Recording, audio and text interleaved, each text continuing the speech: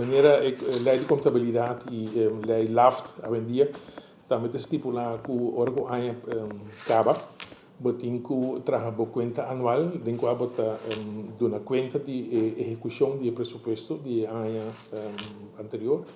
e caminho é hora aí bota a controlaria general controlar esse e a base di relato quando trae ora riba e conta annuale bota manda il pacchetto para o parlamento e in nome daarbij busca dus approvazione di conta annuale. Isso aqui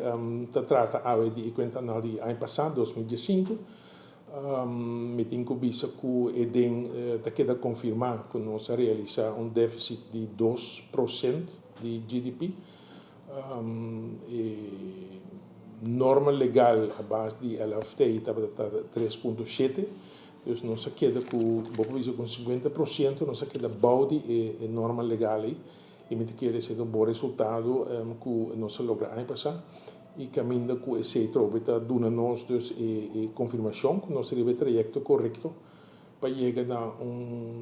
pressuposto balançado em 2018. Tur ano nós queda reduzir ano que trobe nós tem uma norma de 2%, outra ano de 0,5%. E pressuposto de ano que está correndo segundo o último relato riba e ruta E e me quer com reativação da rafinaria que nós vai lograr também aqui. Então somos satisfeitos que nós logra de finalizar a conta anual aqui na tempo e me digo visto que nós mistura puxa e arranca hope e arriba estão conseguindo pero muito agradecido na mi staff que logra isso aqui da sina que tem hope mais trabalho para logo de data tu sorte de reportagem etc comparado com antes esse é também por motivo de lei LAFT nós entregar em presupuesto na tempo agora que o presupuesto 2017 está quase claro para entregar na ministra nós acaba de entregar a conta anual de ano passado e em between nós está reportado também cada 3 lunas no parlamento quando vindo com a execução de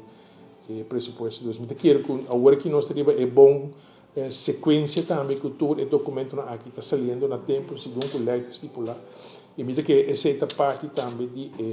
lo que a gente chama de sostenibilidade nas finanças públicas.